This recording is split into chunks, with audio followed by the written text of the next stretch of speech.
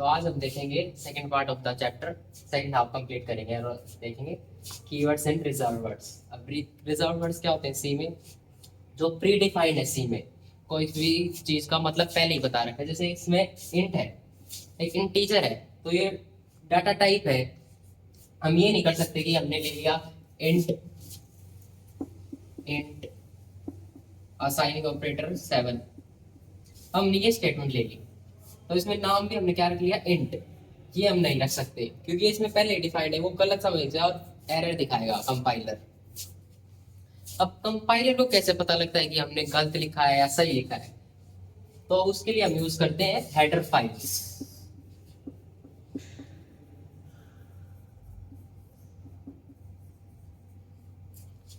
अब header files क्या है, ये इनबिल्ट डिफाइंड फंक्शंस है सी में, जिनमें लाइब्रेरी है। जैसे हम सबसे पहले यूज करते हैं hash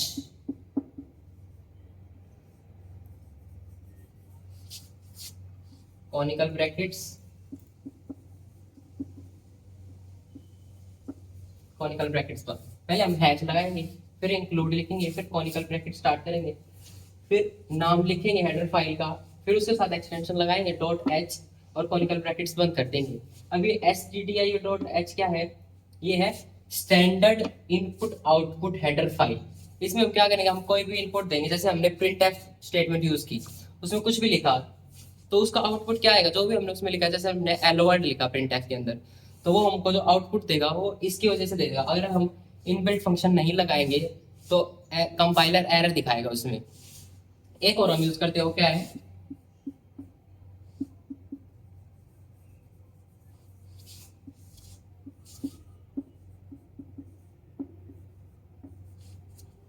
hash include conio dot H. अब ये कोनियो क्या है, console input output header file. इसमें दो फंक्शन होते हैं, एक होता है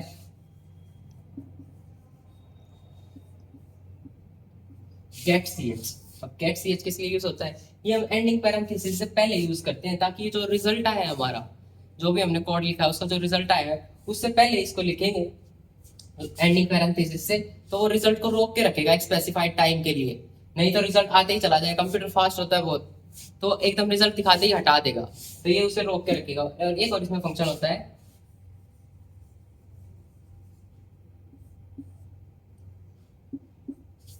क्लियर स्क्रीन। इसे हम वेरिएबल डिक्लेरेशन के बाद लगाते हैं, ताकि ये सारे रिजल्ट्स पहले ही हटा दे, जो भी हमारे रिजल्ट्स आउटपुट स्क्रीन को क्लियर कर देगा ये, तो इसे हम क्लियर स्क्रीन कहते हैं। अब हम देखेंगे टाइप्स ऑफ फंक्शन। फंक्शन कितने टाइप के हैं सी में, एक होते हैं इनबिल्ट फंक्शन और एक होते हैं यूजर डिफाइंड फंक्शन। तो इनबिल्ट फंक्शन कौन से हैं, जो अवेलेबल होते हैं इनसाइड हेडर फाइल्स। अब हेडर फाइल्स में कौन से, जैसे हमने लिखा था stdio.h conio.h, ये क्या है, ये इनबिल्ट फंक्शंस हैं जो पहले डिफाइन कर रखे हैं सी में कि इनका क्या यूज होगा। ये स्टैंडर्ड इनपुट आउटपुट के लिए होगा, ये कंसोल इनपुट आउटपुट के लिए होगा।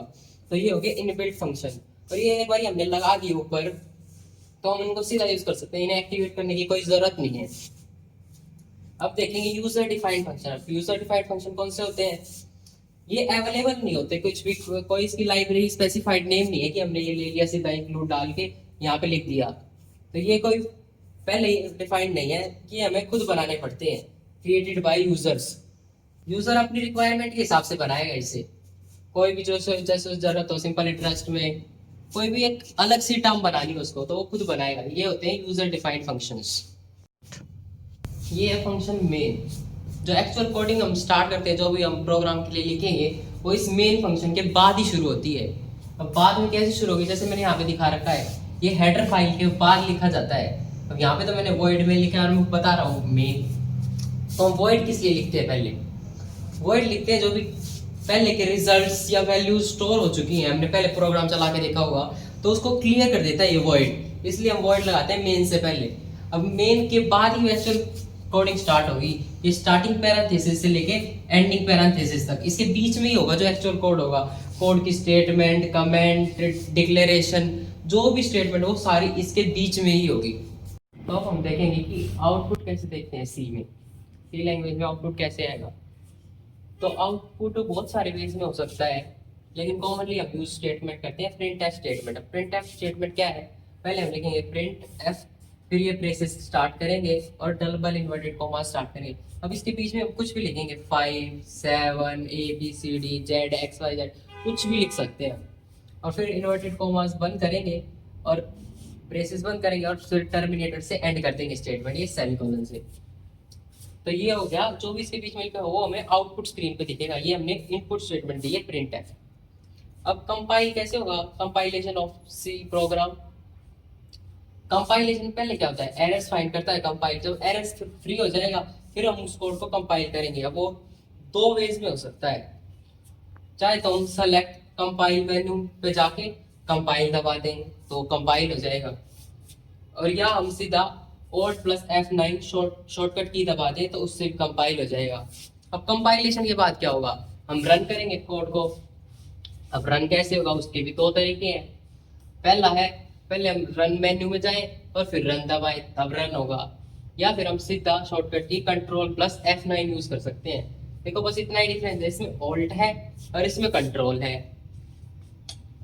फिर रन के बाद हम देखेंगे रिजल्ट क्या है। हमने जो प्रोग्राम बनाया उसका हम रिजल्ट तो देखेंगे ही, तो अब रिजल्ट कैसे आएगा उसके भी दो तरीके हैं। चाहे तो हम Alt+F5 दबा के कोई भी की दबा देंगे तो हमें रिजल्ट दिख जाएगा, या दूसरा तरीका है हम conio.h हेडर फाइल का यूज करेंगे। जो भी मैंने पहले बताया था getch और क्लियर स्क्रीन। अब getch क्या था, जो स्क्रीन को रोक के रखे। तो जब भी हम सीधा कंपाइल करेंगे ना इस हेडर फाइल के बाद, तो सीधा कंपाइलेशन के बाद ही हमें वो रिजल्ट दिखा देगा और वो रिजल्ट को रोक के रखेगा। अब हम देखेंगे प्रिंटफ स्टेटमेंट है जो उसके अंदर हमने जैसे कुछ भी लिख दिया तो सेम नुका नु प्रिंट हो जाता है। लेकिन हमने कोई कोई कैलकुलेशंस करी है जैसे प्लस माइनस डिवाइड मल्टीप्लाई कुछ भी वट एवर कैलकुलेशन, तो वो कैलकुलेशन कैसे दिखाएंगे। अब सीधा हम कुछ भी लिख देंगे वही आ जाएगा, तो इसका तो कोई मतलब नहीं बना ना प्रोग्राम में। तो इसके लिए हम कुछ डाटा टाइप के साइंस होते हैं, वही हमें साइंस लगाने पड़ते हैं तभी वो ले पाता है प्रिंटफ स्टेटमेंट सी में। तो पहला क्या है, इंट। इंट क्या है, इंटीजर। इंटीजर का क्या है, परसेंटेज डी। और लॉन्ग इंट का क्या है, percentage L D. Unsigned int का क्या है, percentage you. Unsigned long int का क्या है, परसेंटेज एल यू। फ्लोट का क्या है, परसेंटेज एफ। डबल का percentage L F. Long double का percentage capital L capital F. ये फर्स्ट टाइम है जो हम पढ़ रहे हैं कि कैपिटल वर्ड्स यूज कर रहे हैं, नहीं तो 99% ऑफ प्रोग्रामिंग हम स्मॉल लेटर्स में ही करते हैं सी में। और ये क्या है, करेक्टर 4 परसेंटेज सी और अनसाइंड 4 परसेंटेज सी। इन दोनों का सेम होता है। अनसाइंड मैंने पहले ही बताया था कि क्या होता है, अनसाइंड वैल्यूज वो होती हैं जिसमें सिर्फ प्लस वैल्यू आएंगी, माइनस वैल्यू नहीं आएंगी। अब हम एग्जांपल देखेंगे कंपैरिजन, जो प्रिंटफ हमने पढ़ा था पहले और जो अपर डाटा टाइप के साथ उनमें क्या अंतर है।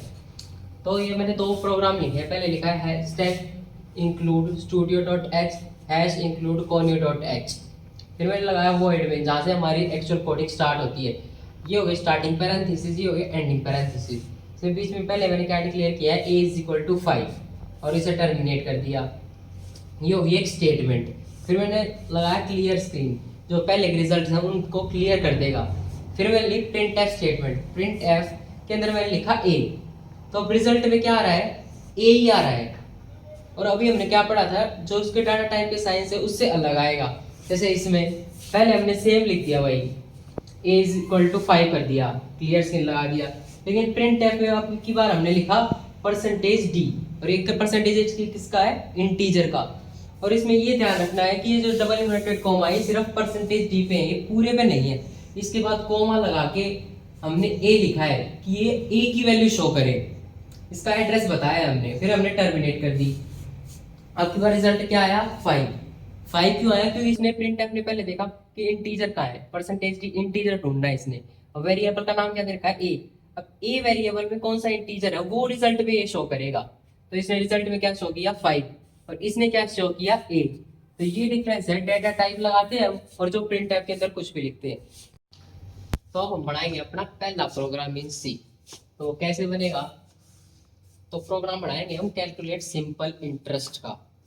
तो सिंपल इंटरेस्ट का पहले तो फॉर्मूला क्या होता है, principal amount into rate of interest into time divided by 100। ये हो गया फॉर्मूला। तो हम इसकी कोडिंग लिखेंगे। तो सबसे पहले हम लेंगे लाइब्रेरी stdio.h। कैसे? s include conical bracket start stdio.h conical bracket 1। ऐसे ही हम conio.h लिखेंगे, फिर हम void main लेंगे तो ताकि रिजल्ट सारे पहले के क्लियर हो जाए आउट स्क्रीन। फिर होगी स्टार्टिंग पैरेंथेसिस, फिर हम डिक्लेयर करेंगे इंटीजर p और t। p क्या है इसमें? Principal amount. t क्या है? टाइम। ये होगी डिक्लेरेशन स्टेटमेंट। ऐसे हम लिखते हैं कमेंट स्लैश मार के स्टार, फिर जो भी हमें कमेंट लिखना है फिर स्टार फिर स्लैश। इसे कंपाइलर रीड नहीं करता।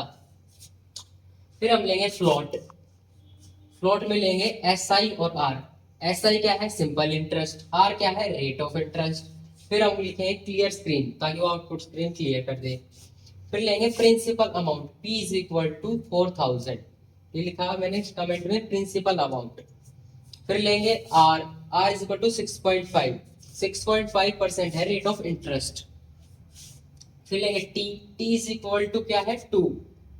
2 साल का टाइम पीरियड है। तो अब कैलकुलेट करेंगे SI is equal to bracket लगाएंगे ताकि एक ही कैलकुलेशन है, क्योंकि ये फॉर्मूला लिखेंगे P into R into T divided by 100। ये टर्मिनेट कर दिया हमने सेमीकोलन से। फिर लिखेंगे प्रिंट एफ, ये डबल इन्वर्टेड कॉमास परसेंटेज है। फ्लोट क्यों? क्योंकि जो भी रिजल्ट आएगा वो पॉइंटों में भी आ सकता है, हमें फिक्स नहीं है कि ये वो एक राउंड फिगर ही होगा। तो ले लिया परसेंटेज एफ। फिर लगाएंगे SI, कौन सी वैल्यू प्रिंट करनी है? SI सिंपल इंटरेस्ट की। फिर लिखेंगे गेट CS ताकि वो स्क्रीन को रोक ले रिजल्ट को। फिर करेंगे एंडिंग पैरेंथेसिस। ये हो गया हमारा कोड पूरा। रिजल्ट क्या आएगा? रिजल्ट ये रहा SI is equal to 4000 into 6.5 into 2 divided by 100। इसका आंसर आएगा 520.60, क्योंकि ये हेक्साडेसिमल फॉर्मेट में सेव करता है प्रोग्राम डिफॉल्ट। तो हम देखेंगे जनरलाइजेशन ऑफ इनपुट। अब तक का जो भी हमने प्रोग्राम बनाया था पीछे वाला, या जो भी पढ़ा था, सिर्फ उसमें प्रिंट एफ था जिसमें हम कोई भी वैल्यू डाल देते थे या इंटीजर डिक्लेयर कर देते थे, जैसे 5000 10,000। तो वही फिक्स वैल्यू रहती थी उसमें। कोई भी यूजर से नहीं पूछता था प्रोग्राम की हम उसमें क्या वैल्यू ले, उसके हिसाब से उसको आंसर दे। तो वेरिएबल की वैल्यू यूजर दे, ऐसा कैसे बनाए हम? तो उसे हम कहते हैं जनरलाइजेशन ऑफ इनपुट। तो उसमें क्या होगा, हम स्कैन एफ का यूज करेंगे। प्रिंट एफ के बाद वो पूछेगा कि प्रिंट एफ में लिखेंगे जैसे एंटर द वैल्यू ऑफ ए। अब ए एक वेरिएबल है, तो उसके बाद हम लिखेंगे स्कैन एफ। स्कैन एफ में क्या होगा, पहले हम लगाएंगे ब्रेसेस, फिर डबल इन्वर्टेड कॉमा, फिर लिखेंगे डाटा टाइप जो हमने पढ़े थे पहले, परसेंटेज डी, परसेंटेज सी, परसेंटेज एफ। वही डाटा टाइप का लेगा, सिर्फ ये उस वेरिएबल में सेव करेगा। फिर ये लिखेंगे एम्परसेंट। अभी एम्परसेंट क्या है? ये एड्रेस ऑपरेटर है। ये उसको एड्रेस बताएगा कि ए में सेव करना है, बी में सेव करना है, किस वेरिएबल में सेव करना है। उस वेरिएबल का नाम हम आगे लिखेंगे। पहले उसका डाटा टाइप स्पेसिफाई करेंगे, जैसे इंटीजर। कोई भी वैल्यू हमें लेनी है, जो इंटीजर लेनी है, फ्लोट लेनी है या करेक्टर लेनी है, वो हमें स्पेसिफाई करना पड़ेगा इसको पहले। ये स्कैन एफ। फिर वेरिएबल्स को हम एक आइडेंटिफायर्स भी कहते हैं। सिर्फ उसका अगर पेपर में वो कंफ्यूज करने के लिए वेरिएबल्स की जगह आइडेंटिफायर्स लिख दे तो वो भी यही होगा। यहाँ पे हम आइडेंटिफायर्स भी लिख सकते हैं। और जनरलाइजेशन हम ऐसे भी कर सकते हैं कि जैसे किसी के पास कंप्यूटर में सी हो ना हो, एडिटर हो ना हो, तो हम उसे .exe के नाम से सेव कर देंगे फाइल को। तो exe के से क्या फायदा होगा, वो किसी भी कंप्यूटर में चल जाएगी, वो एक एग्जीक्यूटेबल फाइल बन जाएगी। ये नहीं होगा कि हमें सी कंपाइलर चाहिए या सी सॉफ्टवेयर चाहिए उसे चलाने के लिए। ग्लोबल कॉन्स्टेंट जिन्हें हम मैक्रो भी कहते हैं। एग्जामिनर हमेशा कंफ्यूज करने के लिए मैक्रो देगा हमें क्वेश्चन में, कभी ग्लोबल कांस्टेंट नहीं देगा, क्योंकि इससे खुद ही समझ में आता है कि ग्लोबल कांस्टेंट क्या होंगे। एप्सिलॉन नॉट हो गया, जैसे म्यू नॉट हो गया, जी हो गया, स्मॉल जी, बिग जी, जैसे हम फिजिक्स में डिफाइन करते हैं, पाई हो गया। अब सी में तो कोई है नहीं कि हम पाई लिखते, पाई का सिंबल बना दे ऐसे और वो समझ जाएगा कि ये पाई है। तो इसे हम डिफाइन करना पड़ेगा। तो डिफाइन कैसे करते हैं, पहले लिखेंगे हैश, फिर लिखेंगे डिफाइन, फिर देंगे स्पेस, फिर कांस्टेंट का नाम, जैसे इसका नाम है पाई, तो ऐसे लिखेंगे हैश डिफाइन पाई स्पेस वैल्यू इसकी 3.142। ये हो गया डिफाइन। इसे हम हेडर फाइल के बाद लिखेंगे और वॉइड मेन से पहले, तभी वो एक ग्लोबल कांस्टेंट डिफाइन होगा। इसे हम आगे एक प्रोग्राम में यूज कर सकते हैं। तो जहाँ भी हम पाई लिखेंगे ना, पी आई, तो वहाँ पे ये वैल्यू अपने आप ले लेगा 3.142 से हमें दोबारा बार बार बतानी नहीं पड़ेगी पाई की वैल्यू क्या है। इसके अंदर हम अगर कोई और डिफाइन करेंगे फाइल के अंदर और उसके अंदर एक और ब्लॉक बना देंगे तो वो भी उसके लिए ग्लोबल कांस्टेंट की तरह काम करेगा। इसे हम मैक्रो कहते हैं। तो हम एक प्रोग्राम का एग्जांपल देखेंगे जिसमें हमने एक ग्लोबल कांस्टेंट भी डिफाइन किया है जिसे हम मैक्रो कहते हैं, और स्कैनफ का भी यूज किया है। तो मैं इनका यूज सिखाऊंगा तुम्हें। तो ये प्रोग्राम का नाम है एरिया ऑफ सर्कल। सर्कल का एरिया कैलकुलेट करेंगे हम। तो हम कैसे स्टार्ट करेंगे, पहले hash include stdio dot H, hash include conio dot H, फिर हैश डिफाइन पाई उसकी वैल्यू 3.142, फिर लिखेंगे वॉइड में, फिर लगेंगे स्टार्टिंग पैरेंथेसिस, फिर हम इंटीजर डिफाइन करेंगे आर, वेरिएबल डिफाइन करते हैं हमने आर। अब फ्लोट डिफाइन करेंगे, फ्लोट का नाम क्या रखा हमने, एरिया अंडरस्कोर सर्कल। फिर लिखेंगे प्रिंट एफ बेस से स्टार्ट इन्वर्टेड कॉमा स्टार्ट करेंगे, फिर लिखेंगे एंटर रेडियस ऑफ सर्कल। ये लिखा है जब हम रिजल्ट देखेंगे कि ये पूछेगा कि एंटर करो रेडियस ऑफ सर्कल, फिर हम उसकी वैल्यू आर में सेव करेंगे। फिर उसके लिए क्या करेंगे, scan F braces start inverted comma start percentage D inverted comma बंद कॉमा, फिर लिखेंगे एम्परसेंट, ये एंड का साइन है जो जिसे हम एम्परसेंट कहते हैं सी में, और ये होता है एड्रेस ऑपरेटर। ये एड्रेस दे रहा है इसको कि इस आर वेरिएबल में सेव करनी है ये जो इंटीजर वैल्यू है।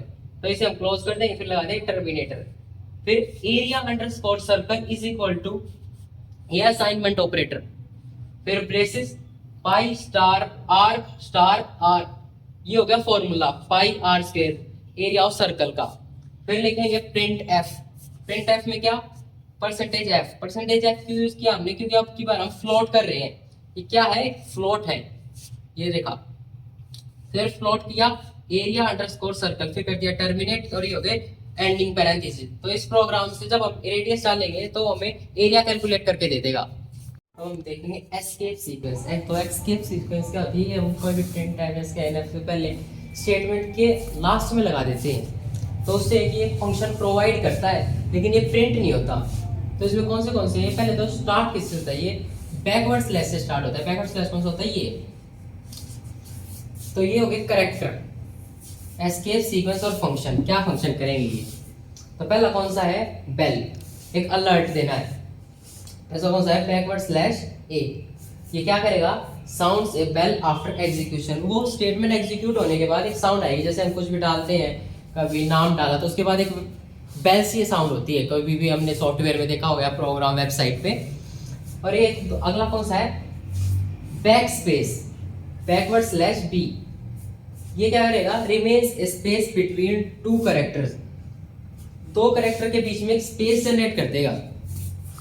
और फिर तीसरा क्या है, हॉरिजॉन्टल टैग, इसका क्या है, बैकवर्ड स्लैश टी, ये क्या करेगा, इंसर्ट ए स्पेस बिटवीन टू कैरेक्टर्स, दो कैरेक्टर्स के बीच में स्पेस डाल देगा ये। और चौथा क्या है, न्यू लाइन, न्यू लाइन का क्या है, बैकवर्ड स्पेस एन, ये क्या करेगा, क्रिएट ए न्यू लाइन, एक अगली लाइन क्रिएट कर देगा हमारे लिए। रिजल्ट दिखाते हैं, जैसे हमने कोई डाल दिया हेलो वर्ल्ड, उसके बाद डाल दिया बैकवर्ड स्लैश एन, तो वो क्या करेगा, अगली लाइन में दिखाएगा। फिर क्या है, नल, नल क्या है, बैकवर्ड स्लैश ओ, ये क्या करेगा, एक स्पेशल कैरेक्टर होता है ये जो जीरो को डिनोट करता है। इसकी ये एक ASSI वैल्यू होती है जो अभी मैं आगे बताऊंगा इसी वीडियो में, वो उसकी होती है इसकी जीरो। ये एक स्पेशल कैरेक्टर है, हमें ये पता था कि स्ट्रिंग यहाँ पे एंड हो चुका है, ये प्रिंट नहीं होगा, जीरो नहीं दिखाएगा, बस ये डिनोट कर देगा कि स्ट्रिंग यहाँ पे एंड हो चुका है। तो ये थी एस्केप सीक्वेंस। तो हम देखेंगे ASCII क्या होता है, इसके फुल फॉर्म है American standard code for information interchange.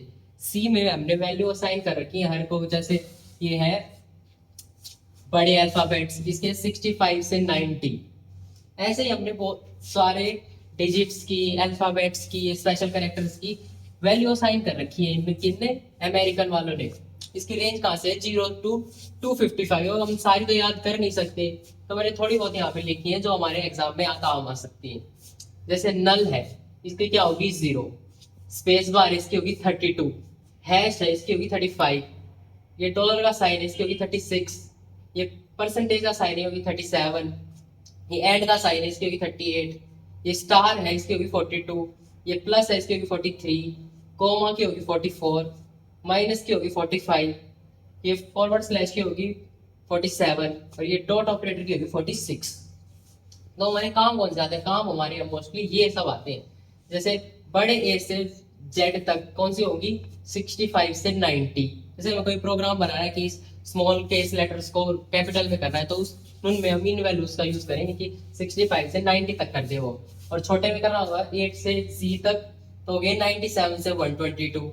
ये स्टार्टिंग पैरेंथेसिस की वैल्यू क्या होती है? 123, एंडिंग की 125, ब्लैंक की 255, और 0 से 9 जो नंबर्स डिजिट है इनकी वैल्यूज क्या होती है? 48 से 57। तो यहाँ पे मैंने एक एग्जांपल ले रखे हैं, तो कि हम इनको यूज कैसे करेंगे।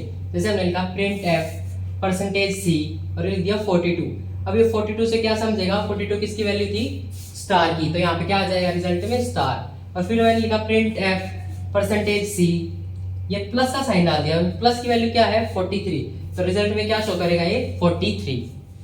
तो जो हम यूज कर रहे थे एडिटर, वो क्या था? टर्बो सी। और इसमें क्या फायदा है? जैसे एडर फाइल्स थी stdio.h, हम इसमें अगर लगाए नहीं लगाए कोई फर्क नहीं पड़ेगा, क्योंकि इसको पता है ये पहले इंक्लूड कर देगा। लेकिन अगर हम कोई और कंपाइलर या एडिटर यूज करेंगे जैसे बॉर्डलैंड, तो उसमें मेल लगानी पड़ती है एडर फाइल, तो इसलिए हम ज्यादातर टर्बो सी में ही सीखते हैं। लेकिन इसमें एक दिक्कत होती है, बार बार एरर दिखाता रहता है। क्यों?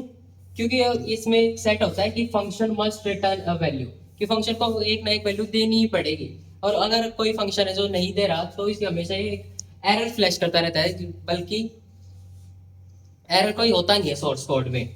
तो हम इसे कैसे डिसेबल करेंगे? पहले ऑप्शंस में जाएंगे, फिर कंपाइलर में, फिर मैसेजेस पे, फिर फ्रीक्वेंट एरर्स में, फिर वहां पे लिखा होगा function must return a value. इस बॉक्स को हम अनचेक कर देंगे, तो इससे ये प्रॉब्लम सॉल्व हो जाएगी। तो अब आगे देखेंगे हम मेमोरी रिक्वायरमेंट्स। मेमोरी रिक्वायरमेंट्स क्या होती है? इंट, फ्लोट, चार के लिए बाइट्स में लिखी हुई है। ये विंडोज और डोस के लिए। डोस क्या है? Disk operating system. और विंडोज जो हम कॉमनली यूज करते हैं अपने कंप्यूटर्स में। तो इंट के लिए कितनी चाहिए? 2, और विंडोज के लिए 4। फ्लोट में कितनी चाहिए? डोस के लिए 4 और विंडोज के लिए 8, और 4 के लिए 1 और 1 दोनों में, और इन दोनों में विंडोज में बस डबल कर देनी है। और ये सारी किसमें है? बाइट्स में। तो आई होप ये चैप्टर आप सबको पसंद आया होगा, और अब अगर पसंद आए तो लाइक शेयर कमेंट जरूर करें। और अगर कोई भी दिक्कत है या कोई भी सजेशंस है मेरे लिए, तो आप कमेंट कर सकते हैं। यहाँ फर्स्ट चैप्टर हमारा एंड होता है।